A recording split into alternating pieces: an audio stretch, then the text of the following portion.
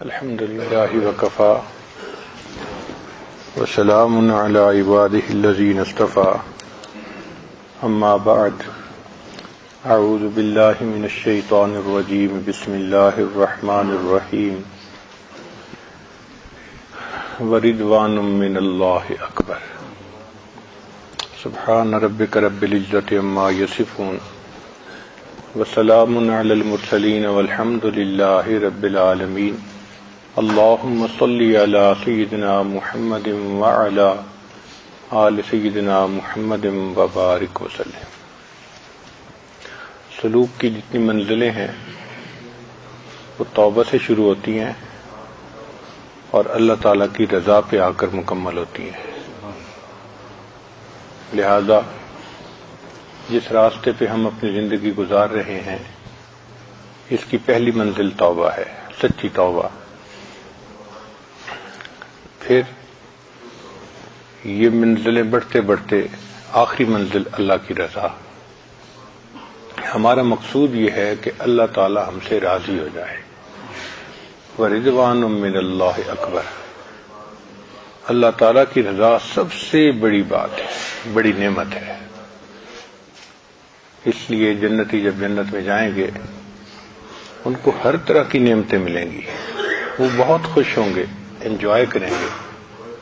پھر اللہ تعالیٰ ان سے پوچھیں گے، اے میرے بندو تمہیں کسی اور چیز کی ضرورت ہے؟ وہ کہیں گے، اے اللہ ہر چیز تو آپ نے دے دی، ہم جو چاہتے ہیں وہ ہو جاتا ہے، تو ہم آپ سے اور کیا مانگیں؟ اللہ فرمائیں گے کہ اچھا میں اعلان کرتا ہوں کہ میں تم سے راضی ہو گیا۔ یہ جو اعلان ہوگا جنتیوں کو اس پر اتنی خوشی ہوگی کہ کسی اور نعمت پر اتنی خوشی نہیں ہوگی کہ اللہ ہم سے راضی ہو گئے۔ اللہ اس وقت راضی ہوں گے، پھر اس کے بعد کبھی ناراض نہیں ہوں گے۔ یہ کتنی بڑی نعمت ہے، اللہ تعالی ہم سے راضی ہو جائے۔ ہماری پوری زندگی کا لب لباب نچوڑ اللہ کو راضی کرنا، محبوب راضی ہو جائے، محبوب حقیقی۔ چنانچہ آج کا عنوان ہے رضا بالقضاء۔ اللہ نے جس بندے کی جو تقدیر لکھ دی وہ اس کے اوپر راضی ہو جائے۔ عام طور پر شیطان یہ دشمنی کرتا ہے کہ بندے کے دل میں ڈالتا ہے کہ وائی می، میرے ساتھ یہ کیوں ہو رہا ہے؟ حالانکہ اللہ تعالیٰ نے ہمیں لاکھوں سے بہتر حالت میں رکھا ہے۔ وہ بھی لوگ ہیں جن کی آنکھیں ہی نہیں، جو بول ہی نہیں سکتے، جو سن ہی نہیں سکتے، جن کے پاؤں سلامت نہیں، ہاتھ سلامت نہیں۔ ایسے بھی ہیں کہ باڈی ہے لیکن ان کی عقل سلامت نہیں، سوچ نہیں سکتے۔ تو اللہ تعالیٰ نے ہمیں دیکھیں کتنی نعمتوں میں رکھا۔ پھر کتنے لوگ ہیں جو بے اولاد ہیں، باوجود اس کے کہ وہ مال پیسے والے ہیں، اولاد سے محروم ہیں۔ اللہ نے ہمیں اولاد کی بھی نعمت عطا فرمائی۔ پھر اللہ تعالیٰ نے ہمیں ایمان کی بھی نعمت عطا فرمائی۔ تو ہم اگر نعمتوں پہ غور کریں تو ہم تو اللہ تعالیٰ کی نعمتوں میں ڈوبے ہوئے بندے ہیں۔ یقین کریں کہ جتنی نعمتیں اس نے ہمیں دی ہیں وہ ہماری اوقات سے بڑھ کر ہیں۔ ہم اس قابل نہیں تھے، بن مانگے اس نے یہ نعمتیں عطا فرمائی۔ تو ہم اپنی تقدیر پہ راضی رہیں، جو اللہ نے لکھ دیا ہم اس پہ راضی ہیں۔ اس کی مثال یوں سمجھیں کہ ایک چھوٹا بچہ اس بات پہ راضی ہوتا ہے کہ اس کی ماں اس کے لیے جو کرے وہ ٹھیک ہے۔ تو جیسا چھوٹے بچے کو ماں پہ اعتماد ہوتا ہے اور وہ ماں کی ہر بات پہ خوش ہو جاتا ہے، اسی طرح بندے کا تعلق اللہ سے ہونا چاہیے کہ ہم اللہ تعالیٰ کی ہر بات پہ راضی ہو جائیں۔ جیسا اللہ نے چاہا ہمیں دنیا کے اندر رکھا، ہم اس حال میں راضی ہیں۔ ایک دفعہ بنی اسرائیل نے حضرت موسیٰ علیہ السلام سے سوال پوچھا کہ اے موسیٰ علیہ السلام ہمیں کیسے پتہ چلے کہ اللہ ہم سے راضی ہیں؟ آپ کو طور پہ جاتے ہیں تو آپ ذرا اللہ تعالیٰ سے پوچھئے۔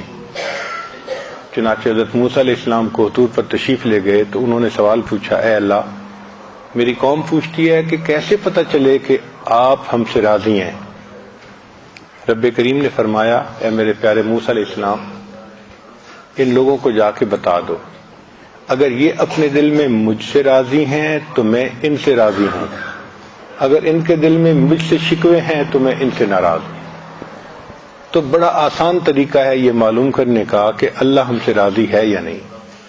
اپنے دل میں جھانک کے دیکھیں۔ جو مومن ہوتا ہے ہر حال میں اللہ سے راضی، الا الکفر والضلال، سوائے کفر اور گمراہی کے، ہر حال میں اللہ سے راضی۔ جس حال میں اللہ رکھے بس ہمارے لیے وہی حال بہتر ہے۔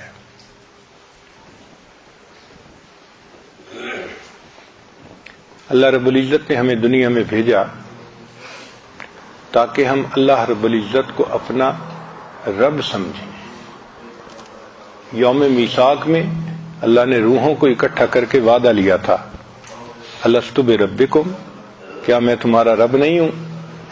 سب نے کہا بلا، اے اللہ آپ ہی ہمارے رب ہیں۔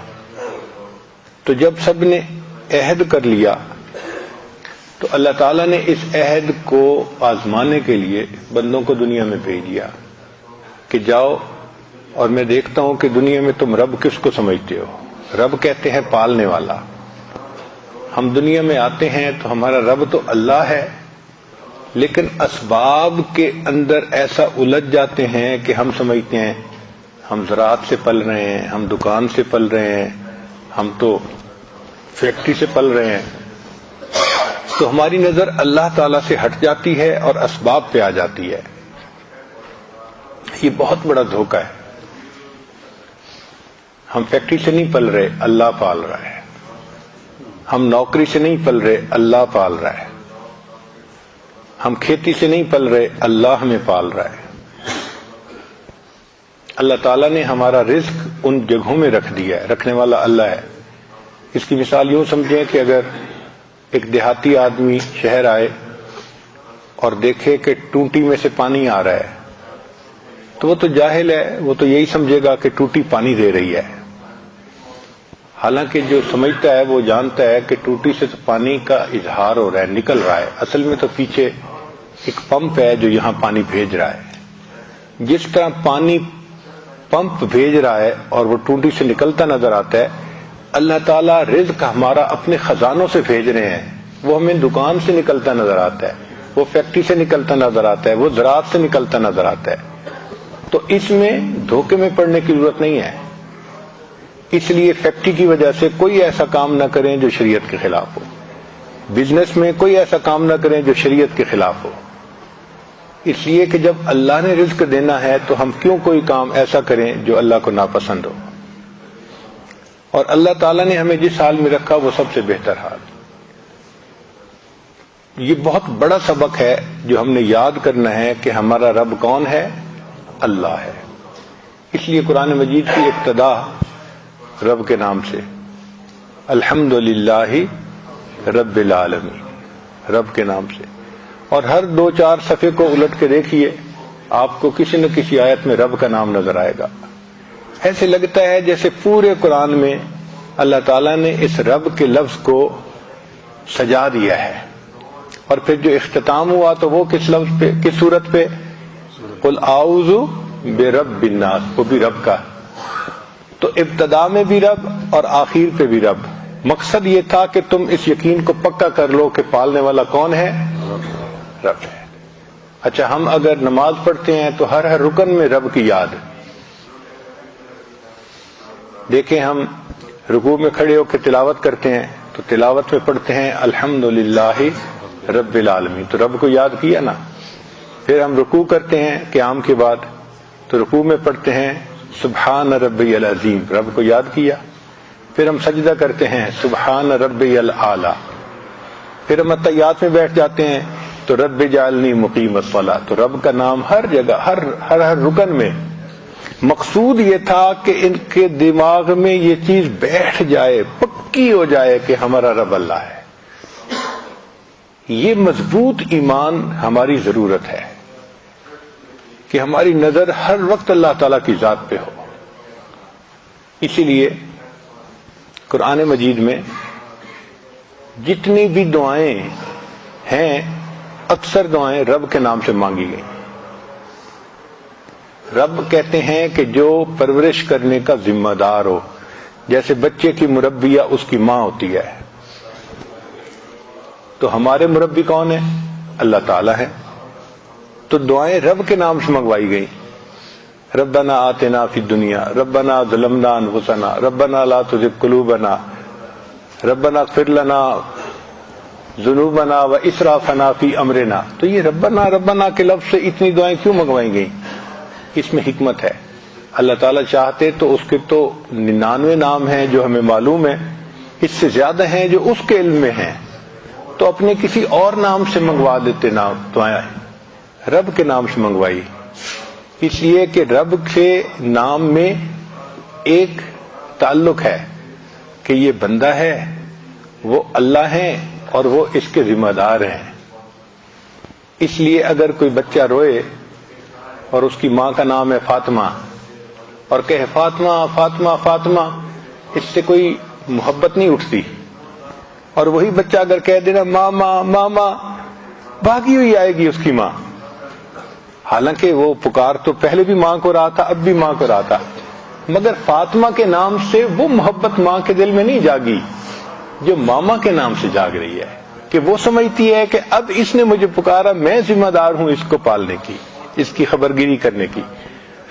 تو رب کریم نے فرمایا کہ میرے بندے جب رب کے نام سے دعا مانگیں گے نا تو میں تو ہوں ہی ذمہ دار، تو میں ان کی دعاؤں کو قبول کر لوں گا. اس لیے رب کے نام سے دعائیں مانگنا یہ بڑی اہمیت رکھتا ہے. اور عجیب بات کہ یہ سبق ہم نے پوری زندگی یاد کرنا ہے، اور جب قبر میں جائیں گے تو سب سے پہلا سوال کیا پوچھا جائے گا؟ من ربک، تیرا رب، تمہارا رب کون ہے؟ معلوم ہوا کہ ساری زندگی تیاری کی اور امتحان کا پہلا کوشچن یہ ہے کہ من ربک، بتاؤ بھائی تمہارا رب کون ہے.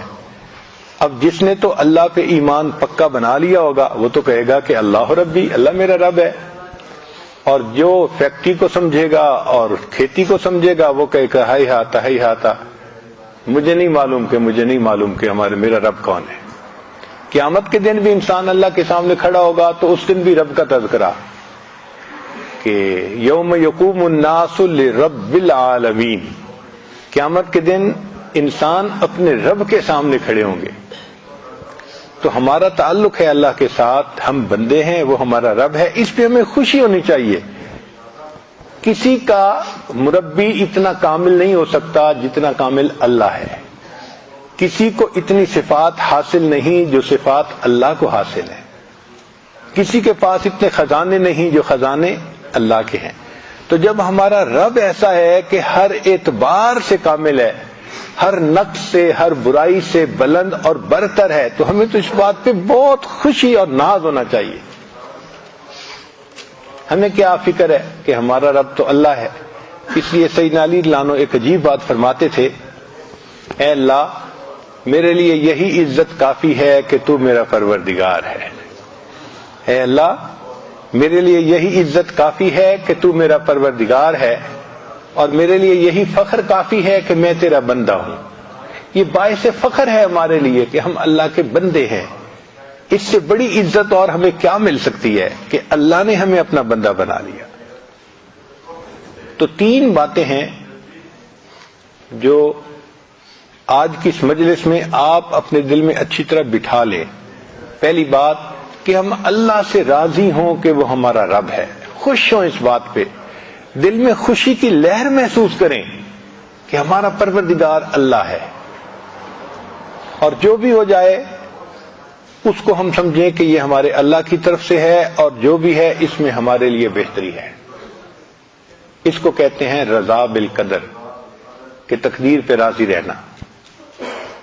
اور دوسرا کہ ہم نبی علیہ الصلوۃ والسلام سے راضی ہوں کہ وہ ہمارے پیغمبر علیہ السلام ہیں. سچی بات ہے، نبی علیہ الصلوۃ والسلام کی تعلیمات کے انوارات جب نصیب ہوتے ہیں نا تو اتنا شکر کا احساس ہوتا ہے دل میں، اے اللہ آپ نے کتنا کرم کیا کہ آپ نے اپنے محبوب کو ہمارا راہبر و رہنما بنا دیا. اگر نبی علیہ الصلوۃ والسلام ہمیں زندگی گزارنے کی تعلیم نہ دیتے تو پتہ نہیں آج ہم کن گمراہیوں میں پڑے ہوئے ہوتے. دیکھیں مسنون دعاؤں کے معنی پہ غور کریں. اگر نبی علیہ الصلوۃ والسلام نے یہ دعائیں مانگنی نہ سکھائی ہوتی، انسانوں کے دماغ کی پرواز اتنی نہیں تھی کہ وہ اپنے دماغ سے ایسی دعائیں مانگ سکتے. اب یہ جو ہے رب اللہم مہدنا فی من ہدیت وعافنا فی من عافیت، ان کے معنی پہ غور کریں. معنی بتاتے ہیں کہ اگر یہ دعا نبی علیہ الصلوۃ والسلام نہ سکھاتے تو کسی ولی کی اتنی پرواز نہیں تھی کہ وہ اپنی فہم سے ایسی دعا مانگ سکتا. یہ نبوت کی شان ہے. جو اللہ کو کامل جانتے تھے انہوں نے مانگنا سکھا دیا. اور جو طائف کی دعا ہے وہ تو پڑھ کے حیران ہی ہوتے ہیں، حیرت ہی ختم نہیں ہوتی کہ اللہ کے محبوب صلی اللہ علیہ وسلم نے کتنی خوبصورت دعا مانگی. اور یہ دعا اللہم انی عبدک وابن عبدک وابن امتک، حیران ہوتے ہیں یا اللہ کیا سونے کی سیاہی سے لکھنے کے قابل الفاظ ہیں جو محبوب صلی اللہ علیہ وسلم کی مبارک زبان سے نکلے ہیں. تو نبی علیہ الصلوۃ والسلام کی تعلیمات کا جب نور نصیب ہوتا ہے نا تو ایک احسان کی کیفیت دل میں آتی ہے کہ شکر ہے کہ اللہ کے حبیب صلی اللہ علیہ وسلم ہمارے معلم اور ہمارے مرشد ہمارے نبی علیہ الصلوۃ والسلام، اور ان کی محبت دل میں آتی ہے. تو ہم نبی علیہ السلام سے راضی ہیں کہ وہ ہمارے نبی ہیں، اور دین اسلام سے ہم راضی ہو جائیں کہ وہ ہمارا دین ہے. سچی بات تو یہ ہے کہ اگر ہمیں دین نہ ملتا ہم جانوروں جیسی زندگی گزارتے ہیں. کتنے لوگ دنیا میں ہیں جو عقل میں ہم سے اچھے ہیں لیکن بیچارے ایسی بری زندگی گزار رہے ہیں کہ جانوروں جیسی. ہمیں شریعت نے بتایا کہ دیکھو یہ حلال ہے کھاؤ اور یہ حرام ہے مت کھاؤ. ان بیچاروں کو پتہ ہی نہیں، حرام حلال کی تمیز ہی نہیں، چنانچہ پتہ نہیں کیا کیا چیزیں کھاتے ہیں. ہمارے ایک قریبی ساتھی تھے، وہ ایک مرتبہ چائنا چلے گئے. اب وہاں لوگ انگلش کم جانتے ہیں اور یہ انگلش ہی بول سکتے تھے، تو ان کو خوب بھوک لگی. یہ چاہتے تھے کہ میں کہیں سے کچھ کھانا کھاؤں، تو انہوں نے سوچا کہ چلو میں اشاروں کی زبان سے اپنا کام نکالتا ہوں. ایک چائنیز کو انہوں نے کھڑا کیا اور اس کو انہوں نے کہنا چاہا کہ بھئی مجھے بھوک لگی ہے، تو انہوں نے پیٹ کی طرف اشارہ کیا، پیٹ خالی ہے میرا. وہ ان کو لے کے گیا ایک جگہ، جا کے دیکھا تو وہ ٹوائلٹ تھا. وہ سمجھا ان کے پیٹ میں خرابی ہے اور یہ بیچارہ ٹوائلٹ جانا چاہتا ہے. کہتے ہیں کہ میں ٹوائلٹ میں آگے حیران، یہ مجھے کہاں لے کے آیا. پھر میں نے سوچا کہ میں کچھ اور طریقہ اختیار کروں. ایک دوسرے بندے کو روکا اور اس بندے کو پھر میں نے منہ کی طرف اشارہ کیا کہ میں کچھ کھانا چاہتا ہوں. وہ مجھے کہنے لگا کہ آؤ میرے ساتھ. وہ مجھے لے کے گیا ایک ریسٹورانٹ کے اوپر، اور میں نے دیکھا تو وہاں مچھلیاں اور اس قسم کی چیزیں بہت تلی ہوئی پڑی تھیں، کباب بنے ہوئے پڑے تھے. اور میں ان کو دیکھ رہا تھا تو کہنے لگا کہ جہاں مچھلی پڑی تھی وہاں ایک چوہا بھی پڑا تھا، پورا کا پورا تلا ہوا. اس کی دم بھی نظر آ رہی ہے، مونچھیں بھی نظر آ رہی ہیں. کہتے اس کو دیکھ کے مجھے تو طبیعت میں بڑی کراہت ہوئی کہ ہیں یہ چوہے بھی کھاتے ہیں. خیر میں نے ایک جگہ دیکھا کہ بھئی کچھ گول گول بوٹیاں ہیں، تو میں نے پھر اسے کہا کہ بھئی مجھے یہ سالن چاہیے. اس نے کہا ٹھیک ہے. جب وہ سالن ڈال رہا تھا تو میرے دل میں اچانک خیال آیا میں اسے پوچھ تو لوں کہ یہ گوشت ہے کس کا. تو میں نے اس سے پوچھا کہ بھئی یہ گوشت ہے کس کا. وہ آگے سے کہنے لگا وہ پتہ چلا کتے کا گوشت تھا. تو اب بتائیں کہ ایسے بھی لوگ ہیں بیچارے چوہے کھاتے ہیں، کتے کھاتے ہیں، بندر کھاتے ہیں، سور کھاتے ہیں. یا اللہ تیرا کتنا ہم پر کرم، ہم تو ساری زندگی سجدے میں پڑے رہے. اللہ ہم آپ کا شکر ادا نہیں کر سکتے کہ آپ نے ہمیں ایسا دین عطا کیا، ایسی نعمت عطا فرمائی کہ بس معلوم کرو اور عمل کرتے چلے جاؤ. تو ہم یقینی بات ہے کہ اللہ تعالیٰ کے اس نعمت کا شکر ادا نہیں کر سکتے جو دین اسلام کی نعمت اللہ نے دی ہے. یہ جو ہمارے گھروں میں اولاد ماں باپ کی محبتیں ہیں، یہ محبتیں آپ کو کفر کی زندگی میں نظر نہیں آ سکتی، نہیں ہے. چنانچہ ایک ریاست ہے کنیکٹیکٹ، نیو یارک کے قریب ہے، نیو جرسی نیو یارک کے قریب ہے. وہاں پر ایک مقدمہ چلا جو ٹی وی کی زینت بنا، یعنی اس کو ٹی وی پہ دکھایا گیا پوری پروسیڈنگز کو، کیونکہ سب نے دیکھا اس لیے میں بھی نقل کر رہا ہوں۔ مقدمہ کیا تھا؟ ایک ماں نے بیٹے پہ مقدمہ کیا کہ میرا خاوند فوت ہو گیا، یہ میرا جوان بیٹا ہے، میں اس کے ساتھ گھر میں رہتی ہوں، میرا مقدمہ یہ ہے کہ اس میرے بیٹے نے ایک کتا پالا ہوا ہے اور یہ دن میں تقریباً 3-4 گھنٹے اس کتے کے ساتھ گزارتا ہے، اس کو باہر لے کے جاتا ہے، کھانا کھلاتا ہے، اس کا خیال رکھتا ہے، 3-4 گھنٹے روزانہ یہ کتے کے ساتھ گزارتا ہے۔ میں اس کی ماں ہوں، میں اکیلی اداس ہوتی ہوں، میرا دل چاہتا ہے کہ یہ بچہ میرے کمرے میں 5 منٹ کے لیے آئے، یہ نہیں آتا، تو میں عدالت سے استدعا کرتی ہوں کہ اس کو حکم دیں کہ یہ روزانہ 5 منٹ کے لیے آ کے مجھے اپنا چہرہ ہی دکھا دیا کرے۔ ماں نے مقدمہ کیا اور وکیل کیا، بچے نے بھی اس کے مقابلے میں وکیل کیا، اور یہ مقدمہ چلا، دونوں طرف سے دلائل دیے گئے، اور دلائل دینے کے بعد جو مقامی قانون تھا اس کے حساب نے جج نے ججمنٹ دی کہ جی کتا اس لڑکے نے پالا ہوا ہے، کتا اس کی لائبلٹی ہے، 2 گھنٹے لگیں 5 گھنٹے لگیں اس کو لگانے پڑیں گے اس کی ضرورت کو پورا کرنے کے لیے، چونکہ اس کی ذمہ داری ہے۔ رہ گئی ماں، تو چونکہ بچے کی عمر 18 سال سے اوپر ہو چکی، اس کی ماں اس کی جو ہے لائبلٹی نہیں ہے، ہم قانون کے مطابق بچے کو مجبور نہیں کر سکتے کہ اپنی ماں کو روزانہ چہرہ دکھا دیا کرے۔ اب بتائیں جہاں ماں باپ اور اولاد کا یہ تعلق ہو وہاں کیا زندگی ہوگی؟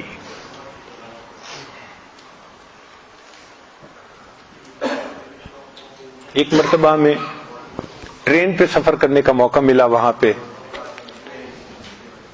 تو ایک جگہ یہ عاجز بیٹھا ہوا تھا، ایک امریکن خاتون، عمر اندازاً اس کی ہوگی کوئی 50 یا اس سے اوپر، وہ دور بیٹھی ہوئی تھی۔ جب اس نے دیکھا کہ یہ بندہ اکیلا بیٹھا ہے تو ساتھ والی سیٹ پر آ کر بیٹھ گئی اور مجھ سے پوچھ لگی آپ مسلمان ہیں؟ میں نے کہا الحمدللہ ہاں میں مسلمان ہوں۔ تو کہنے لگی کہ میں نے یہ سنا ہے کہ مسلمان وعدے کے بڑے پکے ہوتے ہیں۔ میں نے کہا آپ نے ٹھیک سنا ہے، اگر کوئی بھی سچا مسلمان ہوگا تو وہ وعدے کا بڑا پکا ہوگا۔ کہنے لگی اچھا آپ میرے ساتھ ایک وعدہ کر سکتے ہیں؟ مجھے حیرت ہوئی، میں جانتا نہیں یہ کون عورت ہے اور مجھ سے کیوں کہہ رہی ہے کہ میرے ساتھ ایک وعدہ کریں۔ تو میں نے اس سے پوچھا کہ بھئی میں تو نہیں آپ کو جانتا، آپ کیوں کوئی ایسی بات کر رہی ہیں؟ وہ کہنے لگی اصل بات یہ ہے کہ میرے 4 بچے ہیں، 3 بیٹے 1 بیٹی، وہ سارے کے سارے اسی شہر میں رہتے ہیں لیکن وہ جوان ہو چکے ہیں اور ان کے پاس اتنی فرصت نہیں کہ وہ میرے پاس آ سکیں۔ خاوند فوت ہو گیا، میں اکیلی رہتی ہوں، اب سارا دن اکیلا رہ رہ کے میں نفسیاتی مریض بن گئی ہوں۔ تو میں آپ سے یہ وعدہ لینا چاہتی ہوں کہ آپ امریکہ میں جہاں بھی ہوں گے مجھے روزانہ 1 منٹ کے لیے کلیکٹ کال کریں گے۔ کلیکٹ کال کا مطلب یہ ہوتا ہے کہ میں کہیں سے کال کروں تو بل اس کو آئے گا جو ریسیو کرے گا، تو میں بل پے کروں گی، آپ 1 منٹ کے لیے مجھے صرف ہیلو ہائے کر دیا کریں۔ میں نے کہا اس سے کیا فائدہ ہوگا؟ کہنے لگی کہ مجھے ہوپ رہے گی کہ آج دن میں مجھے بھی کال آئے گی اور کوئی بندہ مجھ سے پوچھے گا تم کیسی ہو۔ ایک ماں جس کے 4 بچے ہیں اور اسی شہر میں ہیں، وہ ماں ترس رہی ہے کہ کوئی بندہ 24 گھنٹے میں 1 مرتبہ کال کر کے مجھے یہ پوچھ لے کہ تم ٹھیک ہو۔ جہاں یہ ماں باپ اور اولاد کا تعلق ہو وہاں کیا خاندانی زندگی ہوگی؟ ہمارے ہاں ماں باپ اولاد میں کیا محبتیں ہیں، یہ سب کس کا نتیجہ ہے؟ دین اسلام کی تعلیمات کا نتیجہ ہے۔ الحمدللہ بچے ماں باپ پہ قربان ہوتے ہیں، ماں باپ اولاد پہ جان دیتے ہیں، یہ محبتیں سب اس وجہ سے ہیں۔ تو یہ دین اسلام کی برکت ہے جو اللہ نے ہمیں عطا فرمائی ہے۔ یہ جو پاک رہنا، صاف رہنا، یہ دین اسلام کی برکت ہے جو اللہ نے ہمیں عطا فرمائی ہے۔ تو ہم 3 باتوں میں بہت خوش ہوں۔ کیا؟ اللہ تعالیٰ سے خوش ہوں کہ وہ ہمارا رب ہے، نبی علیہ السلام سے خوش ہوں کہ وہ ہمارے پیغمبر ہیں، اور دین اسلام سے خوش ہوں کہ وہ ہمارا دین ہے۔ جو بندہ 3 چیزوں میں خوش ہو گیا، اب نبی علیہ السلام کی حدیث مبارکہ سن لیجئے کہ اللہ تعالیٰ کے حبیب صلی اللہ علیہ وسلم فرماتے ہیں ذاق طعم الایمان، اس بندے نے ایمان کا مزہ چکھ لیا. من رضی باللہ ربا، جو اللہ سے راضی ہو گیا کہ اللہ رب ہے، وہ بے محمد النبی، اور محمد صلی اللہ علیہ وسلم سے راضی ہو گیا کہ وہ ہمارے نبی ہیں، وہ بالاسلام دینا، اور اسلام سے راضی ہو گیا کہ وہ دین ہے. یعنی یہ تین کام کرنے سے بندے کو ایمان کی لذت نصیب ہو جاتی ہے، چاشنی نصیب ہو جاتی ہے. تو ہمیں اللہ سے راضی رہنا چاہیے. اللہ ہمیں جس حال میں رکھا ہے ہمارے لیے وہی حال بہتر ہے. اگر کوئی اور حال ہوتا تو ہم دکھی ہو جاتے، ہم پریشان ہو جاتے. یوں بندہ سمجھتا ہے کہ میں تو بڑا دکھی ہوں، حالانکہ ہمیں اللہ تعالیٰ نے لاکھوں سے بہتر حال میں رکھا ہے. شکوے کرنا، یہ کہنا کہ یہ نہ ہوا وہ نہ ہوا، یہ اللہ تعالیٰ کو ناپسند ہے. چنانچہ فرمایا کہ جس نے یہ چاہا کہ جس وقت جو چیز اللہ جل شانہ نے پیدا فرمائی اس وقت میں کوئی دوسری چیز پیدا ہوتی تو اس نے اپنے جہل و نادانی میں کوئی دقیقہ نہ چھوڑا.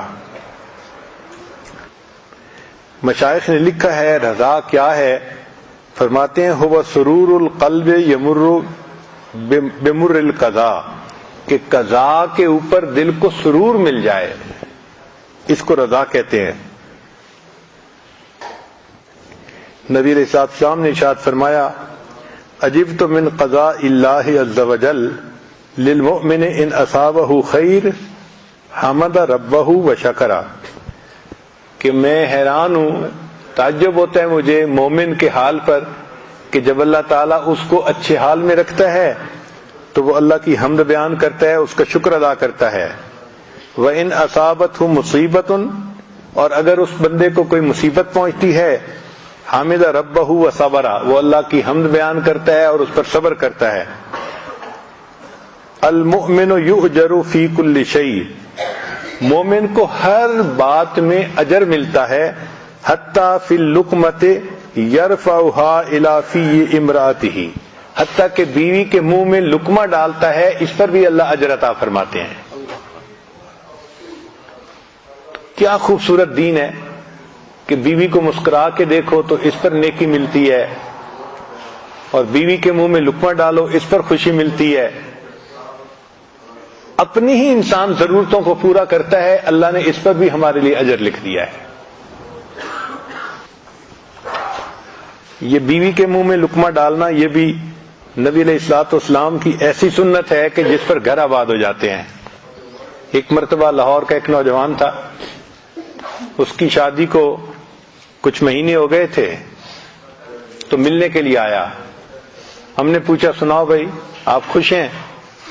تو بڑا غصے میں تھا، کہنے لگا جی کیا کروں، بس ماں باپ نے ایسی بیوی ڈھونڈ کے دی ہے جو بالکل جو ہے نا وہ دین سے محبت نہیں رکھتی، نماز نہیں پڑھتی، کہتا رہتا ہوں پردے کا خیال نہیں کرتی، فلاں نہیں کرتی فلاں نہیں کرتی.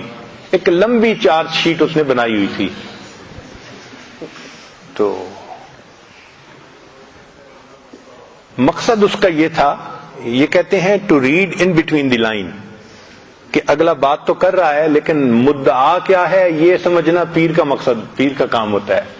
ہمارے حضرت فرمایا کرتے تھے اگر مرید ہونا 420 تو پیر ہوتا ہے 840. اللہ تعالیٰ ان کو وہ فہم دے دیتے ہیں کہ وہ سمجھ جاتے ہیں کہ یہ چاہتا کیا ہے.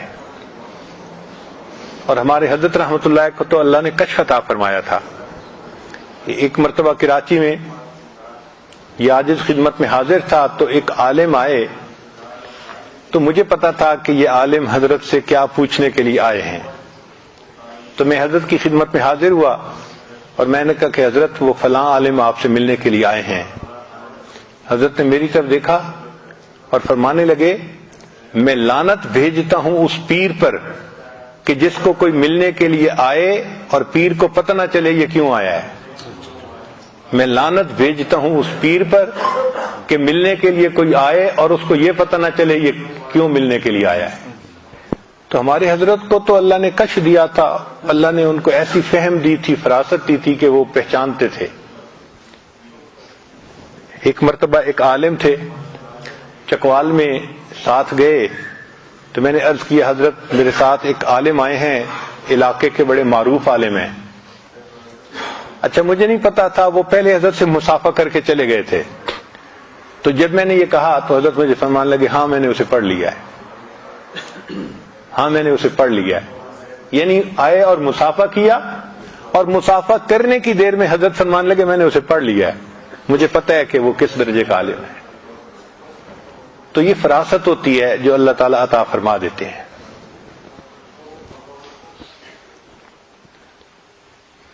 اب اس نوجوان نے آ کے نا جب لمبی چارج شیٹ بیان کی تو مجھے سمجھ لگ گئی کہ یہ کہنا کیا چاہتا ہے. وہ اصل میں مجھ سے NOC مانگ رہا تھا کہ حضرت جی کہہ دیں کہ تم اس کی طبیعت ذرا ٹھیک کرو تو میں بیوی کو جو ہے ذرا ٹھیک کر دوں گا.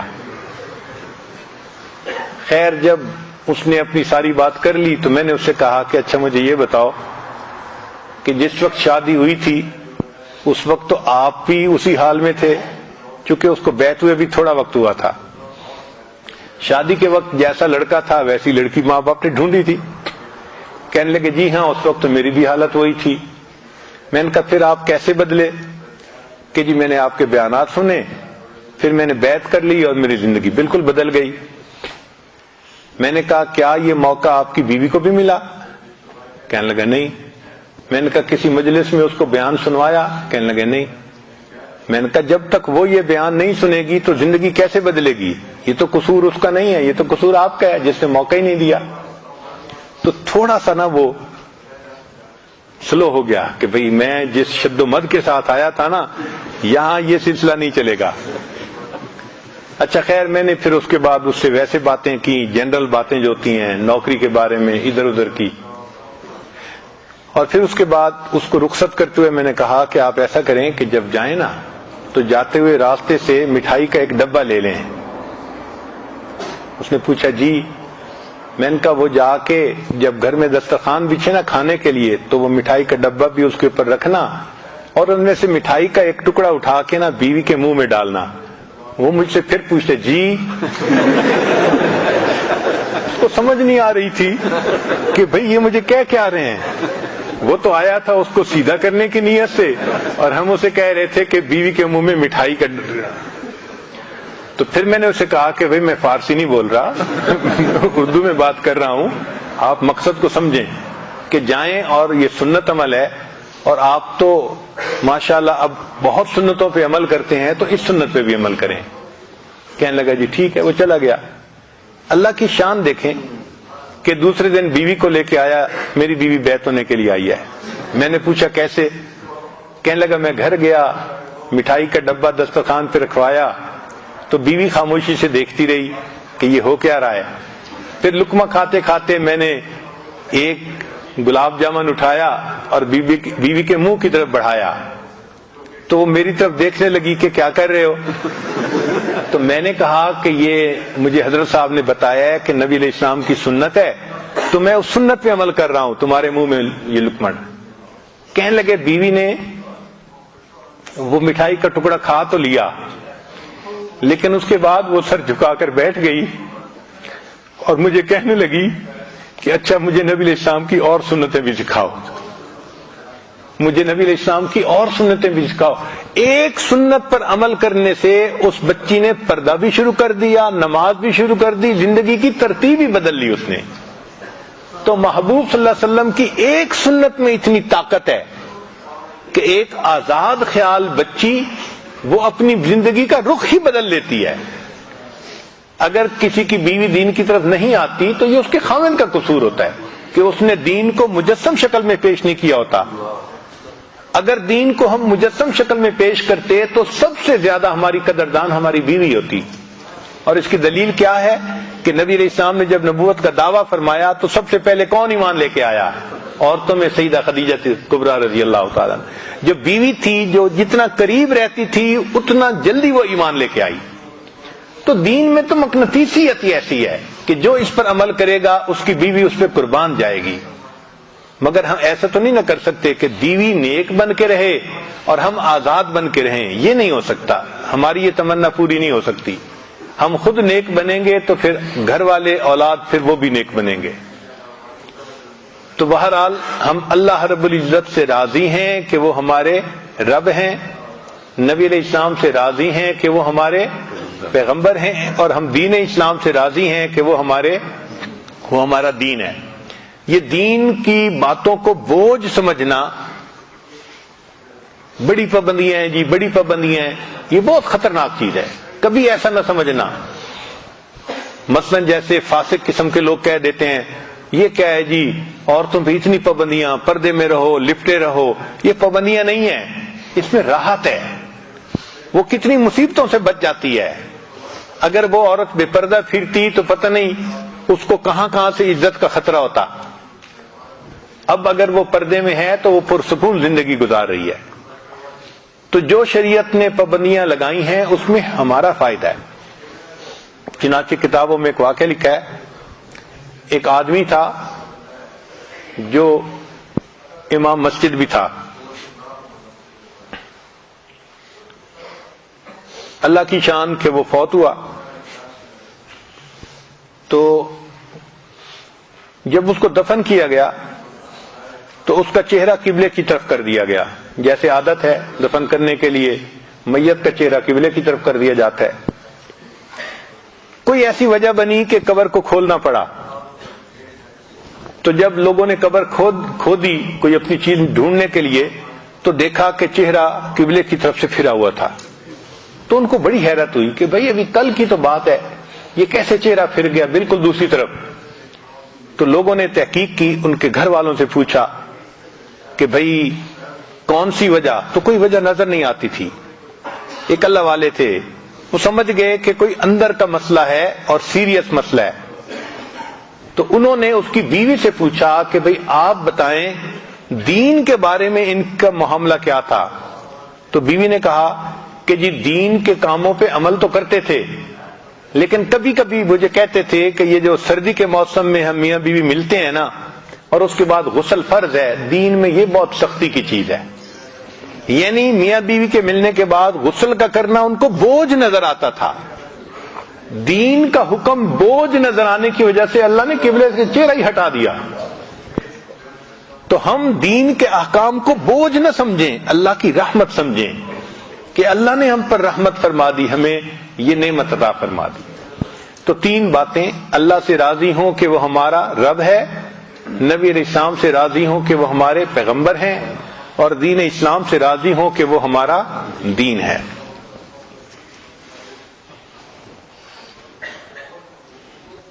قال رسول اللہ صلی اللہ علیہ وسلم الصبر رضا،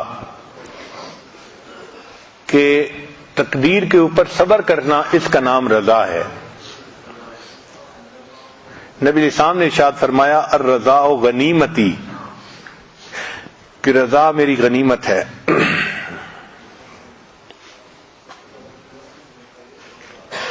مکتوبات امام ربانی مجدد ثانی رحمۃ اللہ علیہ میں ہے، حضرت حق جل سبحانہ مومنوں کے نزدیک تمام چیزوں سے زیادہ عزیز اور محبوب ہے، خواہ اموال ہوں یا انفس۔ زندہ کرنا اور مارنا سب اللہ تعالی کے افعال میں سے ہے، کسی دوسرے کو اس میں دخل نہیں، لہذا لازمی طور پر اللہ تعالی کا فعل بھی عزیز تر اور محبوب تر ہوگا۔ بلکہ مناسب تو یہ ہے کہ محب اپنے محبوب کے فعل سے لذت گیر ہو اور خوشی حاصل ہو۔ جب اللہ سے محبت ہے تو ہماری تقدیر کس نے بنائی؟ اللہ نے بنائی، تو اللہ کے فعل پر بھی ہمیں خوشی ہونی چاہیے نا۔ سبحان اللہ، اسی کو رضا کہتے ہیں۔ رضا تین چیزوں کا نام ہے۔ اللہ تعالیٰ کا دین جس طرح اس نے اتارا ہے تو اس کے ساتھ راضی ہو جائے، تقدیر اور روزی جس طرح اس نے تیرے اور دوسروں کے لیے مقرر فرمائی تو اس کے ساتھ راضی ہو جائے، اور تیسرا ما سوی اللہ کی بجائے تو اپنے مولا کے ساتھ راضی ہو جائے۔ جنید رحمت اللہ علیہ فرماتے تھے رضا یہ ہے کہ تو اپنے اختیار کو ترک کر دے۔ حارث رحمت اللہ علیہ فرماتے تھے حکم الہی کے جاری ہونے پر دل کو سکون حاصل ہونا رضا ہے۔ ذنون مصری رحمت اللہ فرماتے تھے قضاء الہی کے گزرنے کے ساتھ ساتھ دل کا خوش ہونا یہ رضا ہے۔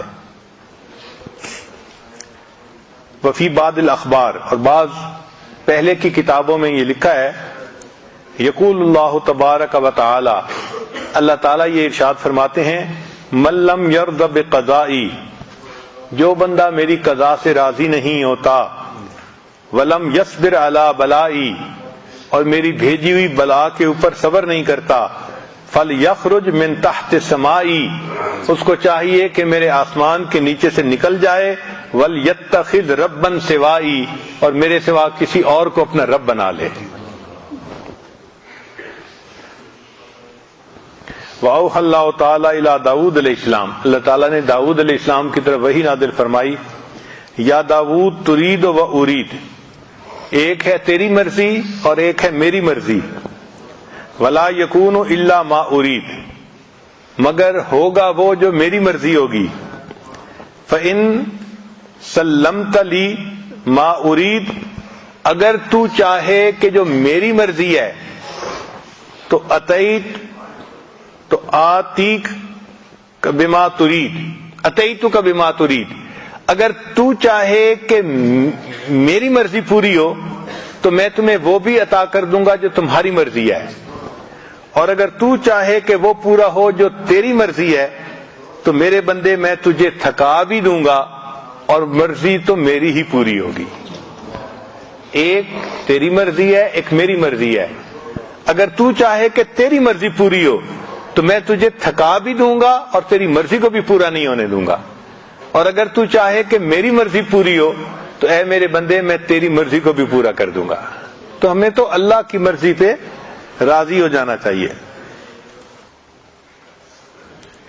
لقمان علیہ السلام نے اپنے بیٹے سے کہا، اوصی کا بخصال، اے بیٹے میں تجھے ایک بات کی نصیحت کرتا ہوں، تقربک من اللہ، وہ اللہ کے تمہیں قریب کر دے گی بات، وتباعدک من سخطہ، اور اللہ کے غصے سے تجھے دور کر دے گی، ان تعبد اللہ لا تشرک بہ شیئا، کہ تو اللہ کی عبادت کر اور اللہ کے ساتھ کسی کو شریک نہ بنا، وَإِن تَرْضَى بِقَدَرِ اللَّهِ فِيمَا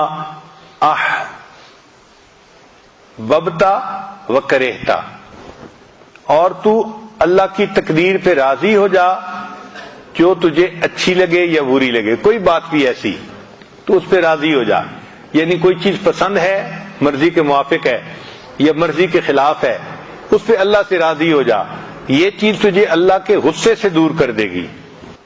عمر بن الخطاب عنہ نے ابو موسیٰ اشعری رضی اللہ عنہ کو خط لکھا، اس میں فرمایا، اما بعد فإن الخیر کلہ فی الرضا، خیر ساری کی ساری اللہ کی رضا میں ہے، فإن استطعت ان ترضى وإلا فاصبر، تجھے چاہیے کہ تو اللہ سے راضی ہو جائے ورنہ تو تقدیر کے اوپر صبر کر۔ امام ربانی مجدد لسانی رحمۃ اللہ فرماتے ہیں کہ مقام رضا مقام محبت سے بلند ہے، مقام رضا مقام محبت سے بلند ہے۔ فرماتے ہیں مقام رضا محبت اور حب کے مقام سے بھی بالا تر ہے، کیونکہ مرتبہ رضا مرتبہ محبت سے بلند ہے، چونکہ محبت میں اجمالاً اور تفصیلاً انسیت کا وجود ہے، اور مقام رضا میں نسبتیں حذف ہو جاتی ہیں جو حضرت حق سبحانہ کی ذات کے مناسب ہیں، اور مقام رضا کے اوپر حضرت خاتم الرسل علیہ الصلوۃ والتسلیمات کے علاوہ کسی کا قدم نہیں ہے، یعنی جتنے لوگوں کو بھی معرفت نصیب ہوئی ان کو مقام محبت تک معرفت نصیب ہوئی، اور اللہ کے حبیب صلی اللہ علیہ وسلم کو مقام رضا تک ہوئی۔ شاید اسی مقام کی خبر دیتے ہوئے نبی علیہ السلام نے فرمایا ہے، لی مع اللہ وقت لا یسعنی فیہ ملک مقرب ولا نبی مرسل، میرے لیے اللہ تعالیٰ کے ساتھ ایک ایسا وقت بھی ہوتا ہے جس میں کوئی مقرب فرشتہ اور نبی مرسل شریک نہیں ہوتا۔ اب علامات ہیں کہ بندہ رضا کے مقام تک کب پہنچتا ہے۔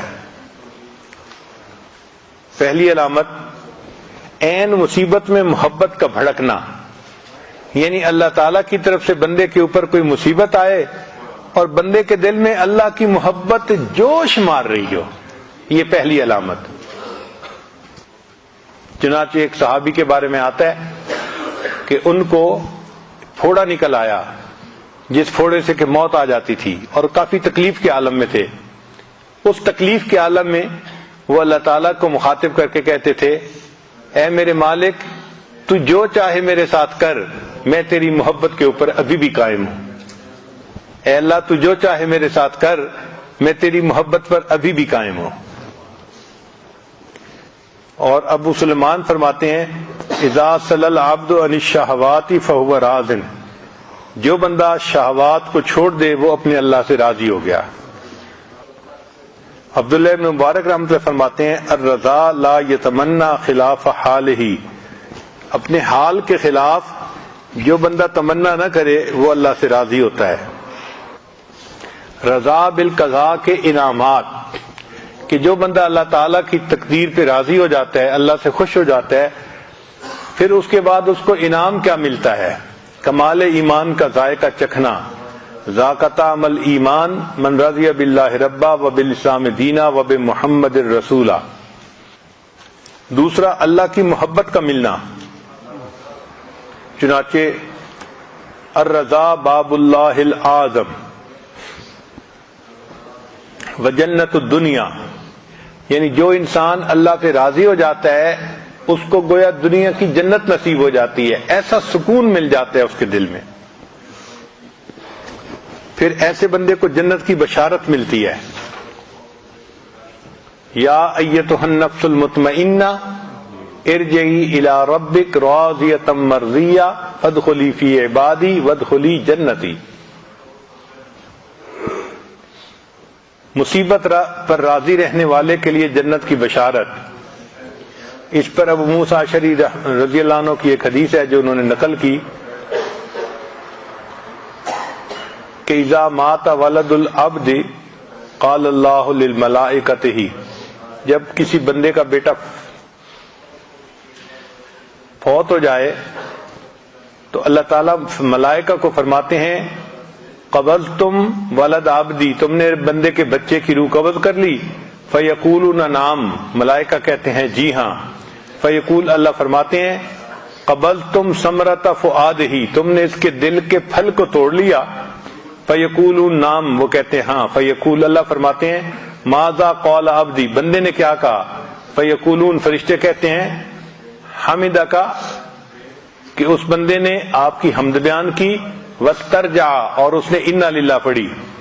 فیقول اللہ، اللہ تعالیٰ فرماتے ہیں، ابنوا لعبدی بیتا فی الجنۃ وسموہ بیت الحمد، اس بندے کے لیے جنت میں محل تیار کر دو اور اس محل کا نام بیت الحمد رکھ دو۔ سبحان اللہ، اللہ کی رضا پہ راضی رہنے کی کیا نعمت ہے، اللہ جنت میں محل تعمیر کروا دیتے ہیں۔ پھر ایسے بندے کو اللہ تعالیٰ برکتیں عطا فرماتے ہیں اور غنی کر دیتے ہیں۔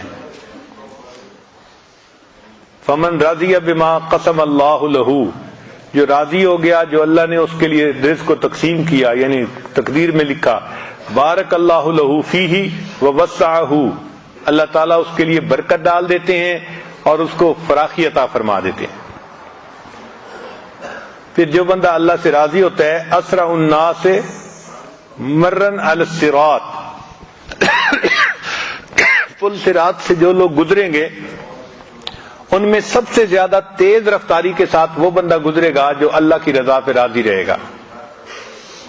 پھر جلساء الرحمن یوم القیامہ، کہ جو بندے اللہ سے راضی ہوں گے وہ قیامت کے دن اللہ تعالیٰ کے ہم جلیس ہوں گے، مجلس میں بیٹھنے کی ان کو سعادت نصیب ہوگی اور اللہ کی ان کو رضا حاصل ہوگی اور ان کو افضل درجات حاصل ہوں گے جنت میں۔ پھر ان کو اجر عظیم حاصل ہوگا، جو اللہ سے راضی ہوتے ہیں ان کو اللہ تعالیٰ اجر عظیم عطا فرماتے ہیں۔ اور ایک حدیث مبارکہ ہے، وہب بن منبہ رحمۃ اللہ علیہ نقل کرتے ہیں کہ داؤد علیہ السلام کو اللہ نے وحی نازل فرمائی کہ قال داؤد علیہ السلام، داؤد علیہ السلام نے پوچھا، رب ایو عبادک ابغض الیک، اے اللہ بندوں میں سے کون سا بندہ آپ کو سب سے زیادہ ناپسند ہے؟ قال وہ بندہ جو میری تقدیر پہ راضی نہیں رہتا، وہ مجھے اپنے بندوں میں سب سے زیادہ ناپسند بندہ ہے۔ جو شخص کے قضاء سے جنگ کرتا ہے وہ ذلیل ہوتا ہے، اللہ اسے ذلت عطا فرماتے ہیں۔ تو اللہ تعالیٰ کے ہر کام میں خیر ہوتی ہے، بندے کو چاہیے کہ اللہ کے ہر کام میں راضی رہے۔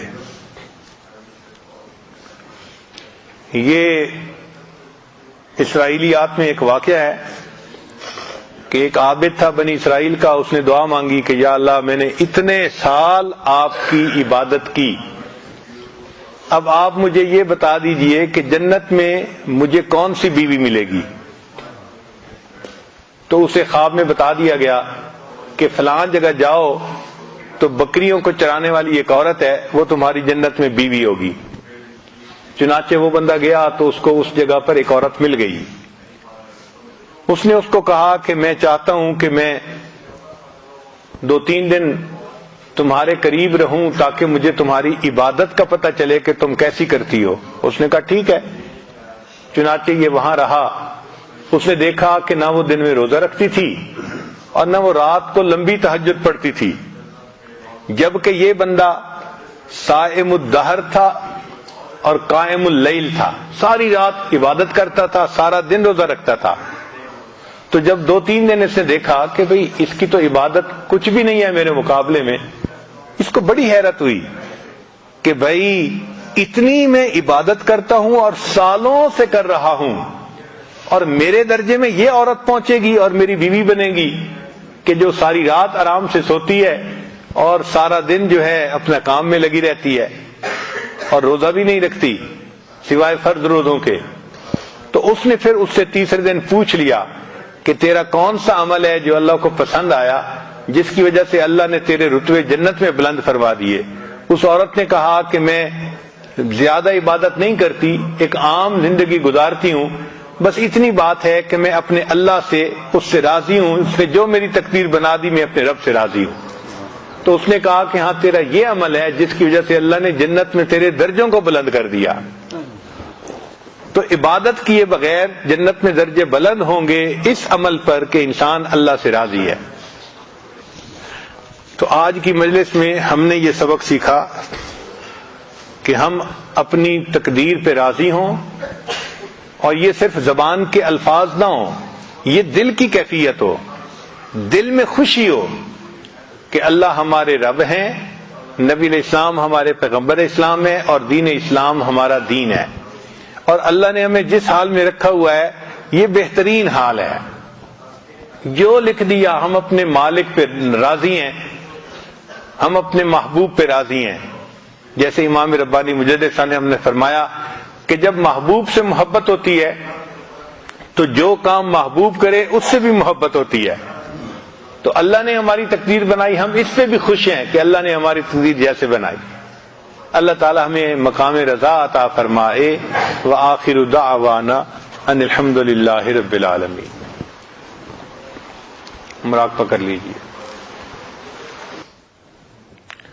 لا الہ الا اللہ محمد رسول اللہ۔ اللهم صل على سيدنا محمد وعلى آل سيدنا محمد وبارك وسلم. لا أحصي ثناء عليك أنت كما أثنيت على نفسك رب اغفر وارحم وأنت خير الراحمين. لا إله إلا الله الحليم الكريم سبحان رب العرش العظيم والحمد لله رب العالمين. نسألك موجبات رحمتك وعزائم مغفرتك والغنيمة من كل بر والسلامة من كل اسم. لا تدع لنا ذنبا إلا غفرته ولا هما إلا فرجته ولا حاجة هي لك إلا قضيتها يا أرحم الراحمين يا أرحم الراحمين يا أرحم الراحمين. رضيت بالله ربا وبالإسلام دينا وبسيدنا محمد صلی اللہ علیہ وسلم. رب کریم ہم ظاہر میں آپ کے بندے، حقیقت میں نہایت گندے، اللہ ہمارے حال پر رحم فرما. رات کا نصف حصہ گزر چکا، آپ کے نیک بندے آپ کے سامنے کھڑے ہوئے ہیں، آپ کے نیک بندے آپ کے سامنے ہاتھ باندھ کر کھڑے ہوئے ہیں، تہجد میں کھڑے ہوئے ہیں. رب کریم ہمیں بھی ان کے ساتھ مشابہت عطا فرما.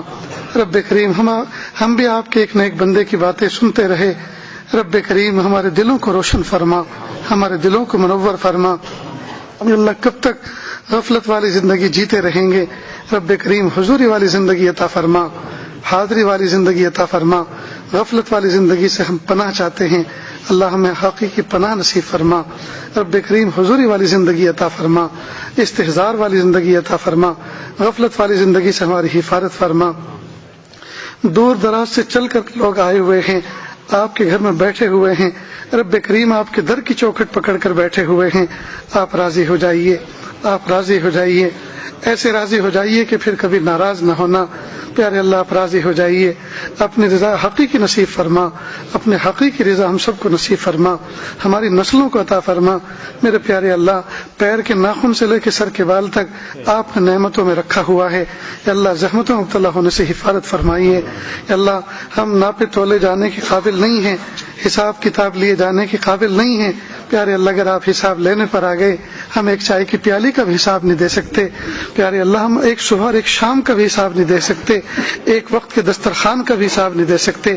اللہ جی ہم ناپے تولے جانے کے قابل نہیں ہیں، آزمائے جانے کے قابل نہیں ہیں. آپ راضی ہو جائیے، نعمتوں میں رکھیے اور شکر کی توفیق عطا فرمائیے. اللہ مصیبتوں سے حفاظت فرمائیے، مصیبتوں سے حفاظت فرمائیے. ہم آپ کے کمزور بندے ہیں. رب کریم آپ کے حبیب پاک صلی اللہ علیہ وسلم نے ہمیں خبر دی ہے، جو بندہ مصیبتوں پہ صبر کرتا ہے اس کو بھی جنت دیں گے، اور جو نعمتوں پہ شکر کرتا ہے اس کو بھی جنت دیں گے. پیارے اللہ آپ مصیبت بھیجیں پھر ہم اس پہ صبر کریں، پھر آپ ہمیں جنت عطا فرمائیں. اللہ ہم کمزور بندے ہیں. پیارے اللہ اس راستے سے ہم آپ کا قرب حاصل نہیں کر سکتے. رب کریم آپ نعمتیں عطا فرمائیے، نعمتوں کا استحقاق عطا فرمائیے، نعمتیں عطا فرمائیے اور اس پر شکر کی توفیق عطا فرمائیے، اور اس طرح سے اپنے قرب خاص عطا فرما دیجئے. اللہ جی آپ راضی ہو جائیے. اللہ آج کی مجلس کی برکت سے رب کریم ہمیں شکر کی توفیق عطا فرما، آپ کی ذات سے راضی رہنے کی توفیق عطا فرما، حضور پاک صلی اللہ علیہ وسلم کو اپنے دل و جان سے چاہنے کی توفیق عطا فرما. یا اللہ اسلام کی نعمت پر شکر کی توفیق عطا فرما. اللہ آپ ہمارے شکر کو قبول فرما لیجئے. اللہ ہمارے شکر کو قبول فرما لیجئے، ہمارے اعمال کو قبول فرما لیجئے. یا اللہ ہمیں دائمی استقامت عطا فرما دیجئے. رب کریم ہماری نسلوں کو استقامت عطا فرما دیجئے، ہماری نسلوں کو دین پر استقامت نصیب فرما دیجئے. پیارے اللہ جو مانگا عطا فرما، جو مانگنے سے رہے وہ بھی عطا فرما. ہمارے دوست مفتی غلام رسول صاحب کی والدہ کا انتقال ہو چکا. پیارے اللہ ان کو قرب کے اعلیٰ درجات عطا فرما. رب کریم کتنا پیارا دن اور کتنی پیاری رات اور کتنا پیارا وقت ملا ہے. پیارے اللہ ہم ان کی بھی تعزیت کرتے ہیں. پیارے اللہ آپ سے درخواست کرتے ہیں، اللہ آپ کے بندے کی والدہ آپ کے پاس ایسے مبارک دن میں لمحات میں پہنچی ہیں. رب کریم مغفرت فرما دیجئے، قرب کے اعلیٰ درجات عطا فرما دیجئے. یا اللہ ہم میں سے نہ جانے کتنوں کے والدین یا اللہ آپ کی رحمت میں پہنچ چکے ہیں. یا اللہ اب ہم جب اس قابل ہوئے کہ ان کی خدمت کرتے تو یا اللہ وہ دنیا سے رخصت ہو گئے. رب کریم ان کے درجات کو بلند فرما دیجئے، ان کے درجات کو بلند فرما دیجئے. اللہ ان کو قرب کے اعلیٰ درجات عطا فرما دیجئے، ان کی مغفرت فرما دیجئے.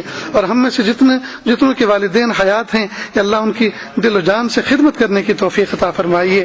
پیارے اللہ یہاں سے جانے کے بعد ہم ان سے معافیاں مانگیں، وہ ہم سے راضی ہو جائیں، پھر آپ بھی ہم سے راضی ہو جائیں. یا اللہ ایسی لمحات عطا فرما دیجئے، ایسے لمحات عطا فرما دیجئے. یا اللہ ہمارے والدین کتنے قیمتی ہیں، یا اللہ ہم ان کا حق ادا نہ کر سکے، ہمیشہ ان کو اٹھا کے رکھا، ہمیشہ ان کی مرضی کے خلاف کام کیے. میرے پیارے رب بچپن میں نہ جانے ہمارے لیے کتنے آنسو بہائے، نہ جانے کتنی راتوں کو وہ جاگے، نہ جانے کتنے قرض لے کر ہمارے علاج کروائے. میرے پیارے اللہ اب جب جان میں جان آئی اور بازو میں طاقت آئی، اب جب ماں اور باپ کسی کام کا حکم دیتے ہیں تو ان کو نوجوان بچے آنکھیں دکھاتے ہیں. رب کریم ان کی معصیت اور نافرمانی سے ہماری حفاظت فرما لیجئے. قدردانی کی توفیق عطا فرما دیجئے، قدردانی کی توفیق عطا فرما دیجئے. پیارے اللہ جو مانگا عطا فرما، جو مانگنے سے رہے وہ بھی عطا فرما. وصلی اللہ تعالی علی خیر خلقہ محمد و آلہ و اصحابہ اجمعین برحمتک یا ارحم الراحمین.